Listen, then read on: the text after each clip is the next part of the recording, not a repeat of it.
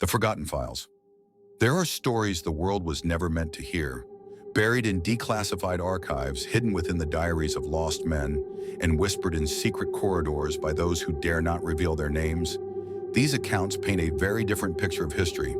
This is not a myth, not some fevered conspiracy spun by madmen. This is a story built on fragments of the truth. Officially, Operation Highjump, launched in 1946, was a U.S. Navy expedition to Antarctica, an innocent mission of exploration, mapping, and scientific research. Unofficially, it was something else entirely.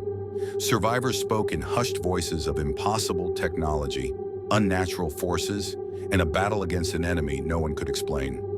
Admiral Richard Byrd, the man who led the expedition, returned changed. His reports were sealed, his words silenced, his warnings ignored. What was it that he and his men truly encountered in the frozen abyss? The documents declassified decades later give us only pieces. A redacted timeline of strange disappearances, unexplained disasters, and phenomena that defy logic. But beyond the paperwork lie the voices of those who were there, men who saw the unthinkable and lived just long enough to tell someone. This is their story, not the one written in history books, the one they tried to erase. And if what these men claimed is true, then something still waits beneath the ice. Prologue. A Secret Assignment, Autumn, 1946. Admiral Richard Byrd sat in a dimly lit, isolated room deep within the Pentagon, the air thick with a sense of foreboding. His fingers lightly touched the edge of the thick dossier placed in front of him, the weight of its contents heavier than it appeared. The low hum of a distant air conditioner did little to break the oppressive silence, a silence that felt wrong, unnatural. It was as if the room itself held its breath, waiting. Standing in the shadows at the far end of the room were several men. Their figures were obscured by darkness, their features hidden behind dark sunglasses and the cold, featureless suits they wore. They weren't anyone Byrd had ever met before, yet they felt somehow familiar, as though they had always been there, watching, waiting. Their presence was unsettling, their silence even more so. Byrd's eyes narrowed as one of the men stepped forward, his movements slow and deliberate. With a gloved hand, he slid a series of black and white photographs across the table, aerial reconnaissance images of Antarctica. Byrd leaned in closer, the hairs on the back of his neck standing on end as he studied the images. The photos were grainy, but the details were unmistakable. Massive structures buried deep beneath the ice, shapes too precise to be natural, geometric formations, lines, angles, and patterns that could not have been created by nature. They looked ancient, too ancient to have been formed by anything human. The men stood in silence as Byrd absorbed the images, his mind racing. These were no ordinary photographs, and whatever lay beneath that ice was no ordinary discovery.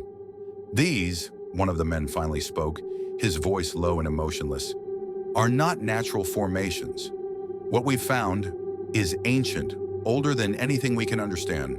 And Admiral Byrd, you must realize, this is not just another exploration mission. The man paused, his cold gaze never leaving Byrd's face. The Nazis may have found something during the war, something hidden beneath the ice, something not of this world.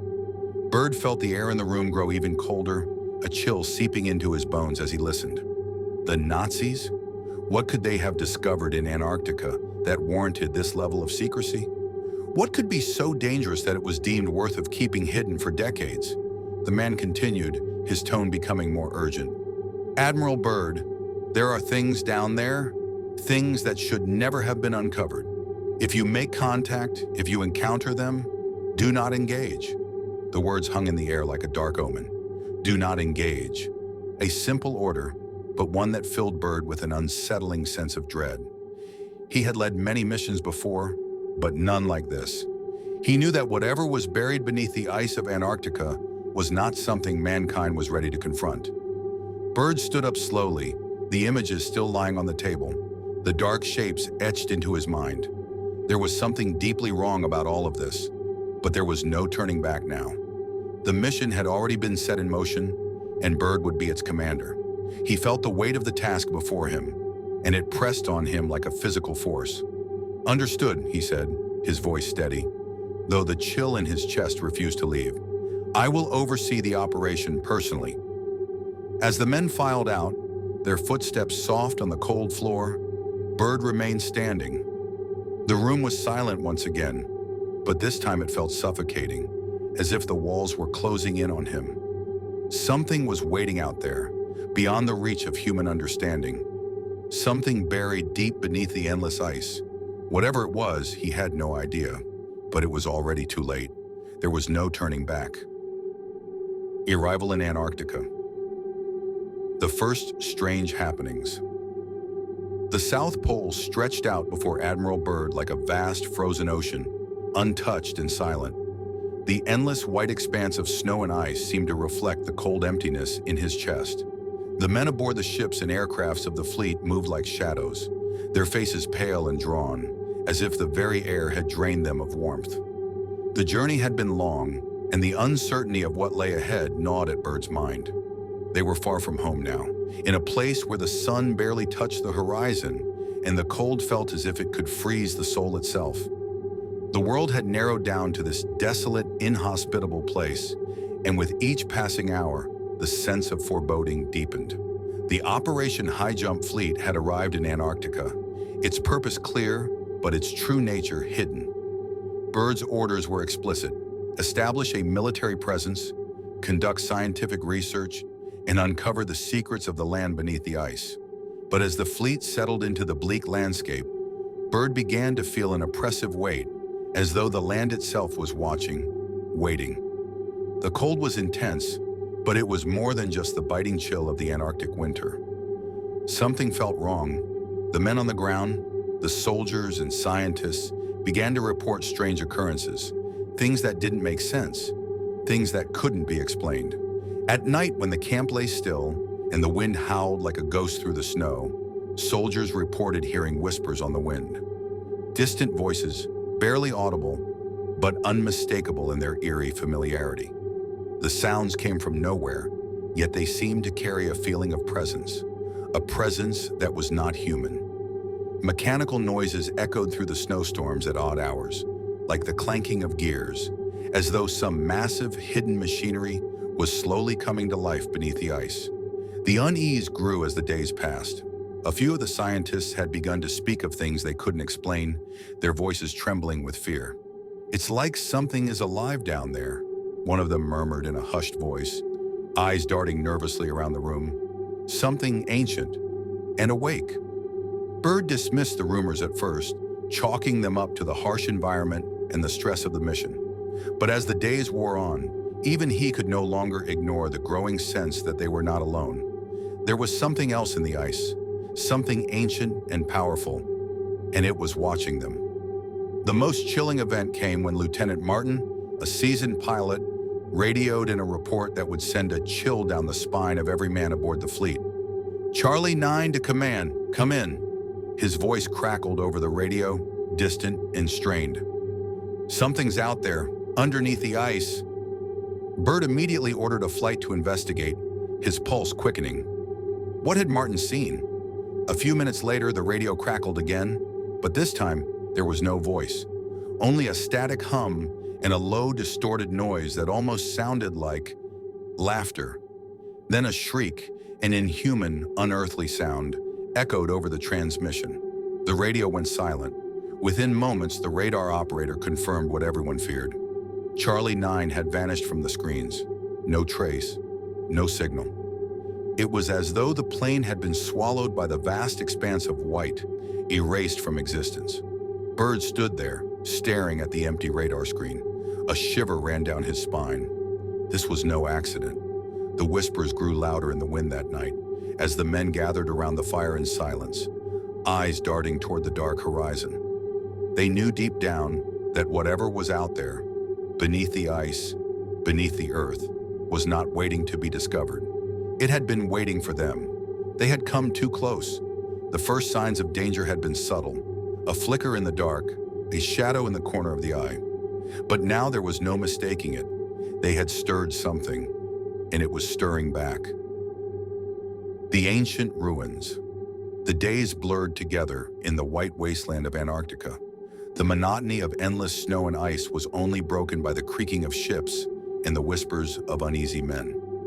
The fleet had set up a base on the edge of the frozen continent, but the deeper they ventured into the icy heart of the land, the more unsettling the atmosphere became. The feeling of being watched only intensified, as if the frozen wasteland itself had become alive with an ancient, malevolent presence. On the morning of the fifth day, Byrd's team of researchers made a discovery, one that would change the course of the mission forever. In the distance, beyond the jagged ice formations, they found an entrance, half buried beneath layers of ice, a massive structure that looked like something out of another time, or perhaps another world entirely. It wasn't natural. It couldn't have been. A faint tremor ran through the ground beneath their feet, as if the earth itself had shuddered. The soldiers who accompanied the team stood on alert, their rifles tightly gripped, but none dared speak of the unease that had settled into their hearts. The air was thin, the winds cold, but the cold they felt now was different.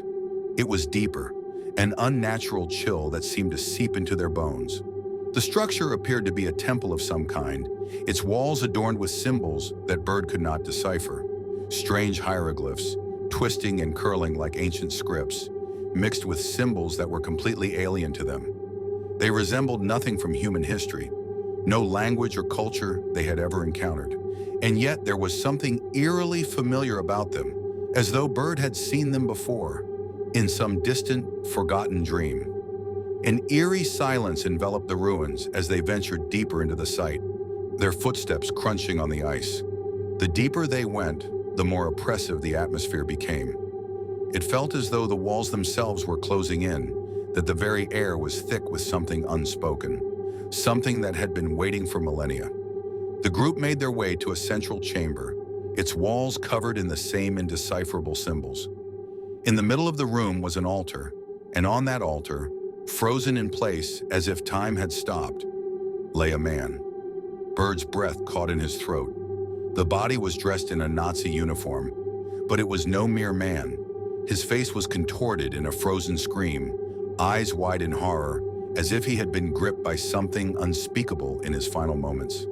His body had been preserved in the ice, as though it had been trapped there for eternity. In his outstretched hands, he held an object, a small, ancient artifact, glimmering faintly in the dim light of the chamber. Byrd approached cautiously, his heart pounding in his chest. There was something profoundly disturbing about the sight. It wasn't just the man or the strange object he held. It was the expression on his face, the terror that seemed to emanate from his frozen form. One of the scientists, Dr. Walter Creel, stepped forward, his eyes wide with disbelief as he examined the body. "It's impossible," he muttered, running his fingers over the icy surface of the man's uniform. "This man, he was here, with the Nazis. But this is centuries old." Byrd's mind raced. What had they found here? The body looked as though it had been frozen in place, but it was clear it had been buried in the ice for a long time. How had the Nazis stumbled upon this ancient place? And what was the artifact that the man was holding? Creel turned to Byrd, his voice low, barely audible. "Admiral, I think this man knew something. He found something terrible. Whatever it was, it drove him to madness." Byrd's eyes lingered on the man's face. The terror that had been preserved there was palpable, as if he had glimpsed something from beyond the veil of human comprehension, something that was still there, waiting. A sudden gust of wind swept through the chamber, a sharp, cold blast that seemed to come from nowhere. The air grew heavier, thick with a palpable sense of danger. It felt as though the very walls of the structure were pressing in on them. Byrd stepped back, a feeling of unease gnawing at his gut. "We need to get out of here," he ordered, his voice steady but tight. "Now!" But as they turned to leave, Dr. Creel's eyes lingered on the artifact. There was something hypnotic about it, something that drew him in, as though it called to him. Byrd noticed the hesitation in Creel's gaze, but he didn't speak of it. The sooner they left this place, the better. As they made their way back to the camp, Byrd couldn't shake the image of the man's frozen face, locked in an expression of unimaginable terror. And the artifact? The glimmering thing that had been in his hands. Whatever it was, it had driven this man to madness, and Byrd was certain it was linked to what had been uncovered beneath the ice. They had awoken something ancient. The secrets of New Swabia. The wind howled through the jagged ice formations like a chorus of distant, mournful voices. The expedition pressed deeper into the frozen wasteland, following a set of coordinates recovered from the Nazi officer's frozen body. The artifact had been locked away for further study, but Byrd could feel its presence, even though it was no longer in sight. It was as if something watched them through the very fabric of reality.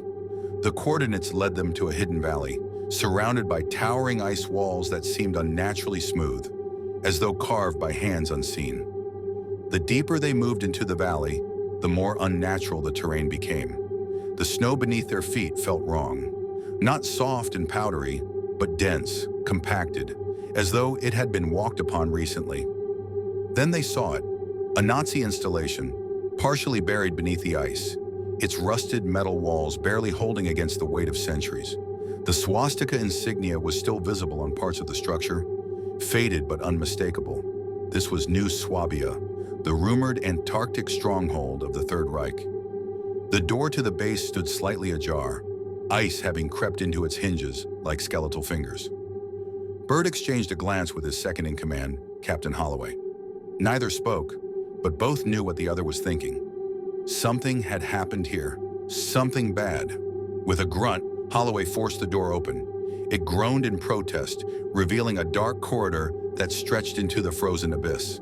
The air that escaped from inside was stale, laced with an indescribable stench, not just of decay, but of something worse. Inside, the walls were lined with abandoned scientific equipment, their wires tangled like frozen veins. Documents were scattered across the floor, some still intact, others stained with something that looked disturbingly like blood. The deeper they ventured into the base, the stronger the sense of wrongness became. Then they found the journal. It lay atop a rusted metal table in what seemed to be an old research lab.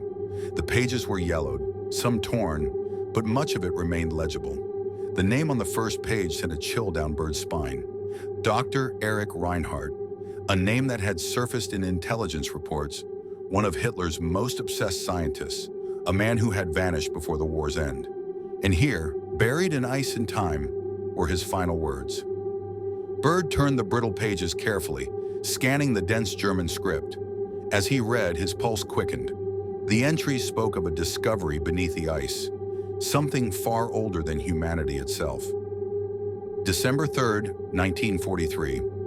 We found them, buried beneath the ice. Their structures are not of this world, the symbols impossible to decipher, yet they speak to us. January 12th, 1944. We have activated something. The lights, the movement. My God, they are not dead. They were never dead. February 2nd, 1944. It is watching. We cannot stop it. We have opened the gateway. The Führer was right. This power is beyond human understanding, but it does not belong to us. We should not be here. The final entry was dated February 9th, 1944. The ink was smeared as though written in desperation. They are everywhere now. They whisper in the walls in our minds. We cannot escape. We have awakened something, and now it knows us. It sees us. This place is cursed. There is no escape. The entry ended in an unreadable scrawl, the last sentence dissolving into frantic, incoherent scribbles. Byrd felt his breath grow shallow.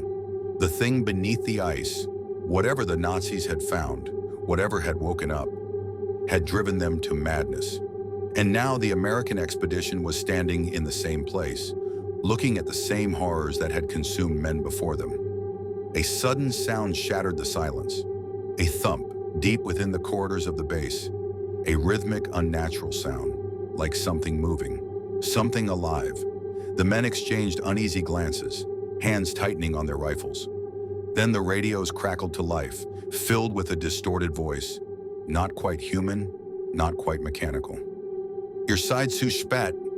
The voice sent an icicle of terror through Byrd's veins. You are too late. Then the lights flickered and the temperature in the base plummeted. Whatever the Nazis had awakened was still here, and now it knew they had come. The first attack. Contact with the unknown. The wind outside had risen to a howling shriek, slamming against the rusted metal walls of the abandoned Nazi base. Inside, the air felt too thick, too heavy, as if the walls themselves were closing in. The men stood frozen, gripping their rifles, eyes darting toward the source of the voice that had just echoed through their radios. "You are too late," Byrd's heart pounded in his chest. The voice, distorted, neither fully human nor machine, had spoken in German, but the base had been abandoned for over a decade. No one should be here. Then a sound, a deep thumping noise, rhythmic and slow, reverberating through the metal floors like the beating of a massive heart. It came from below. The expedition's radio operator, Petrov, swallowed hard, his hands shaking as he adjusted the dial. "Sir, I don't understand. There's no transmission source. The signal? It's inside the base." Byrd forced himself to stay calm. He had led men through enemy fire, seen war at its worst, but this was something else, something unnatural. Then from the far end of the corridor, a light flickered on. It wasn't the pale artificial glow of old electric lamps. This light was blue, pulsing, like something alive. The rhythmic thumping grew louder, more erratic. Closer. "Fall back," Byrd ordered, his voice steady but urgent. The men moved cautiously, stepping away from the dark hallway, rifles raised. That was when the door at the far end of the corridor burst open. A man, if it could still be called that, staggered forward. His body was wrapped in the tattered remains of a Nazi officer's uniform, but his flesh was wrong. His skin was stretched too tightly over his skull, his veins pulsing with a strange, luminescent blue energy. His eyes empty, glowing with an unnatural light. Then he opened his mouth and screamed. It was a sound that no human throat should have been able to produce, a high-pitched, warbling shriek that made the lights flicker and the radio static howl in response. And then, the gunfire started. The soldiers fired in unison, bullets tearing through the thing's body, but it didn't fall. Instead, it twitched violently, its limbs jerking at unnatural angles. The blue veins beneath its skin flared, and suddenly the air was filled with an ear-splitting, electric hum. The temperature plummeted.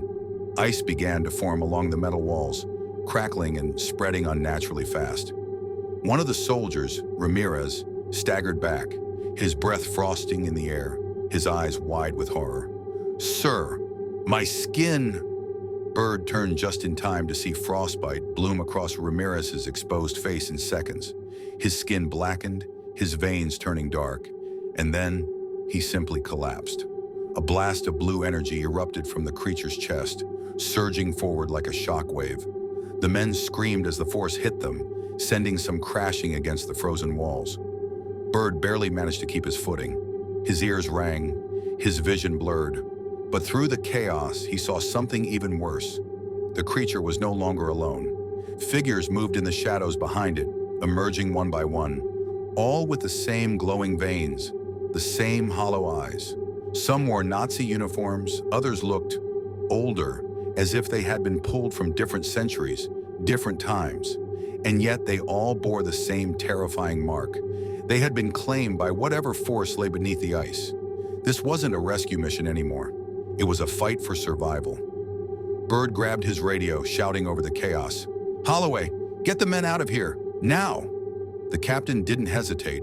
"Fall back, get to the surface." The team turned, retreating down the corridor as fast as they could. The creatures followed, moving in unnatural, jerking motions.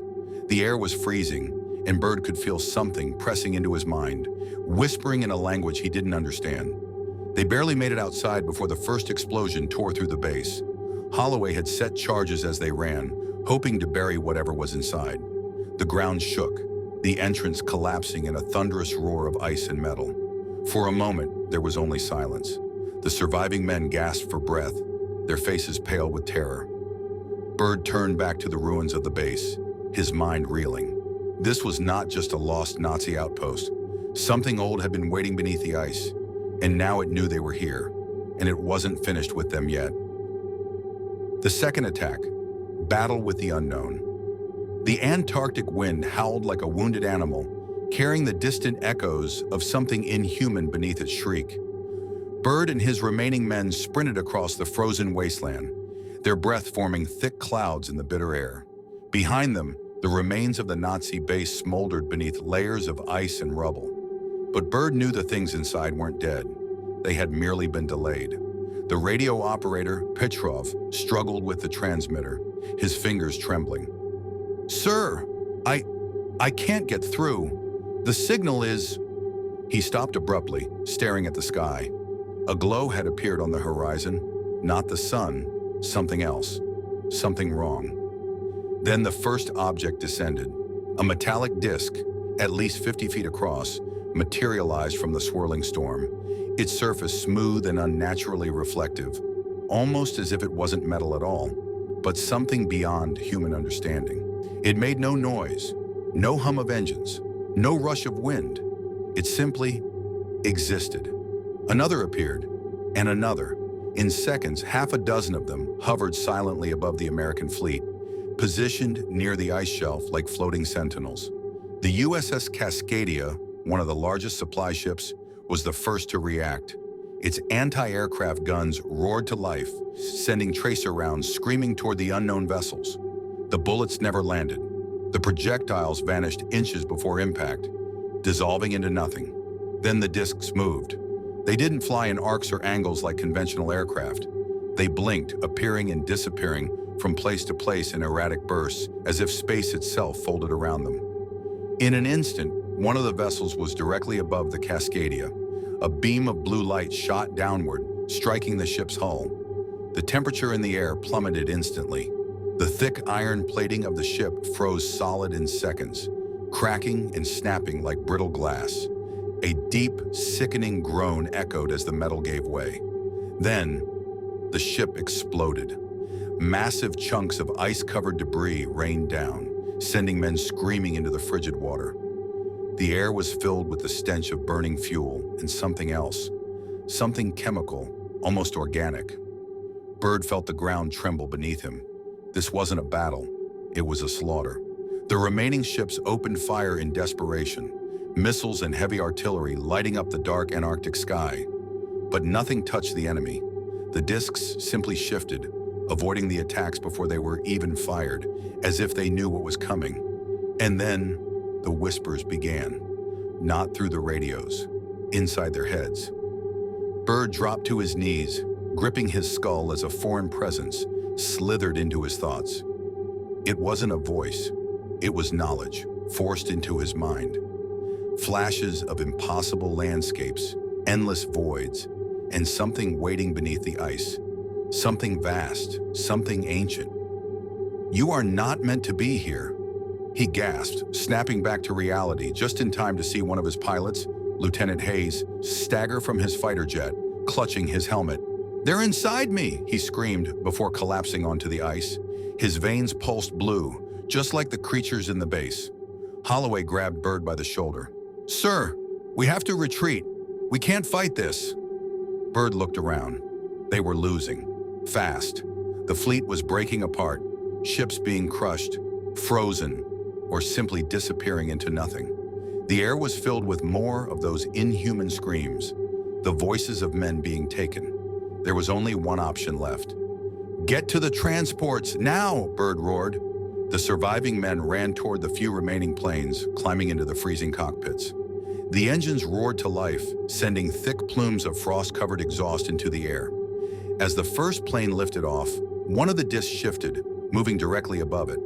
A thin, almost surgical beam of light touched the aircraft for only a second.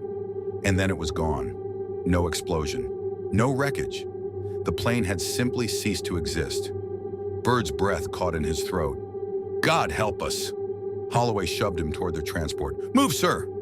The engines strained against the freezing air as the last remaining aircraft clawed toward the sky. Byrd felt his stomach drop as they lifted off, the battlefield shrinking beneath them. What was left of the fleet was burning, freezing, or sinking into the ice. Then one of the discs turned, directly toward their aircraft. The whispers grew stronger. "You cannot leave." A blinding light erupted from the disc. and Byrd braced for the end. But then, the light stopped.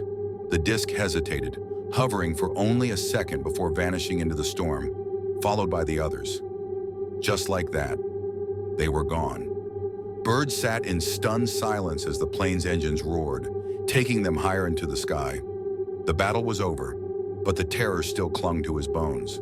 They had survived, but something told him this wasn't over. Panic and escape. The Antarctic night stretched endlessly below them, an expanse of black ice and snow-covered death.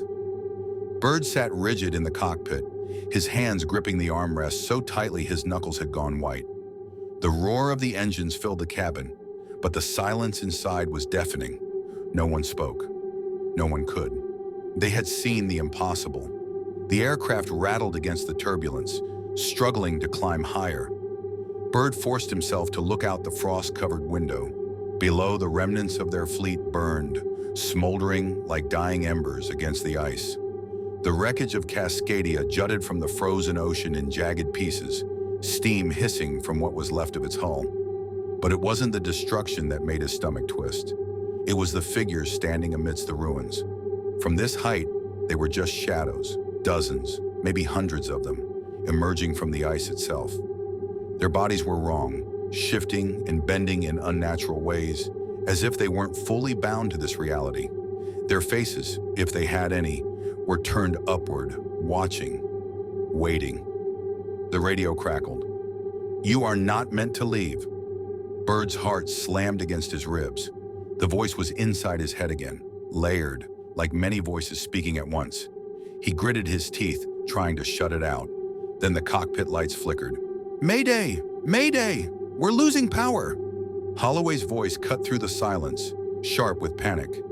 The dials on the dashboard spun wildly, the altitude gauge dropping. The engines whined, struggling as if something massive was pulling them back down. A shadow passed over them. Not a cloud, not a storm, something bigger. Byrd's breath caught in his throat. He knew what it was before he even looked. Slowly, he turned his gaze toward the ice below, and it looked back. The ice had split open, revealing something beneath. A mass so enormous it defied reason, stretching across the frozen wasteland like the bones of a buried god. It was not a ship, not a city. It was a presence. The air shimmered, distorting as if the very fabric of space was fraying apart. The figures on the ice knelt in unison, their forms convulsing as they raised their arms to the sky. The whispers grew deafening, filling Byrd's mind with images he couldn't comprehend. A civilization before mankind, before Earth was even what they knew it to be. A slumbering intelligence stretching across time and space, trapped beneath the ice for eons. And now it was awake. The plane lurched violently as something invisible pressed against it, dragging it back toward the gaping wound in the ice. Byrd's vision blurred, his lungs tightening as if the very air was being stolen from the cabin. And then, a flash of light, a sound like shattering glass. The weight lifted. The engines roared back to life, throwing them forward at full speed. Byrd gasped, the world snapping back into place around him. The figures on the ice were gone. The wound had closed. The thing beneath the ice had retreated. The plane broke through the storm, the first rays of daylight bleeding over the horizon. Silence. Then Holloway's voice, barely above a whisper. "What the hell just happened?" Byrd swallowed hard, his throat dry as sandpaper. He didn't have an answer, but deep down, he knew one thing. They hadn't escaped. They had simply been allowed to leave. For now. Epilogue. The Cover-Up, Washington, D.C. Spring 1947. Admiral Richard Byrd sat in a dimly lit office deep within the Pentagon, the heavy scent of stale cigars and polished wood suffocating the air. His hands rested on the polished surface of the desk, fingers absently tracing the deep grooves in the oak. The events of Antarctica still burned behind his eyes, phantom images of burning ships, vanishing men, and the thing beneath the ice. Across from him sat three men. No names, no ranks, just suits and empty stares. The man in the center leaned forward, tapping a thick file on the desk. The cover bore a single word, stamped in red ink: classified. "You understand why this cannot be made public," the man said. His voice was calm, calculated. It was not a request. Byrd felt his jaw tighten. "We lost good men. Those things," he exhaled sharply, shaking his head. "The American people deserve to know." The man to the left, younger but with cold, lifeless eyes, chuckled under his breath. "The American people?" He gestured vaguely.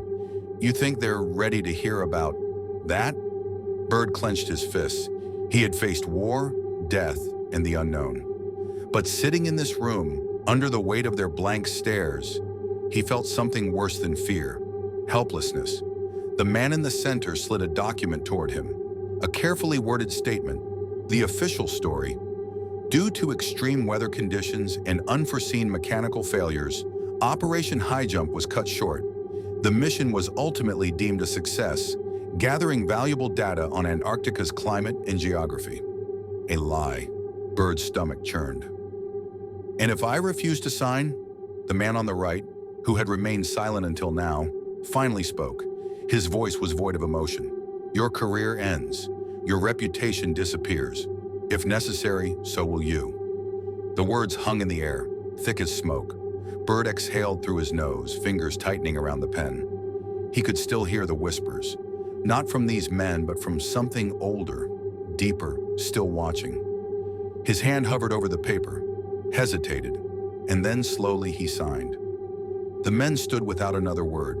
The file was collected, the papers tucked away. Within minutes, decades of horror and truth were erased from history. Byrd remained seated, staring at his own signature. His name, tied to a lie that would last forever.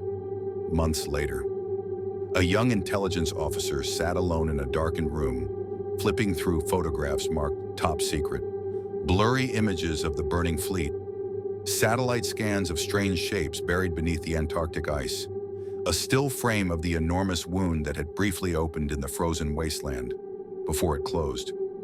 He stopped at the last image, a black and white photograph taken in the final moments before evacuation. At first glance, it showed nothing but a vast, empty glacier. But in the far distance, barely visible, a figure stood at the edge of the ice, tall, faceless, watching, waiting. The officer frowned. The file contained no record of anyone left behind. No man should have been out there alone. Yet, something had been. The light overhead flickered. Somewhere deep beneath the ice, something shifted. It was still awake, and it would wait. The end, for now.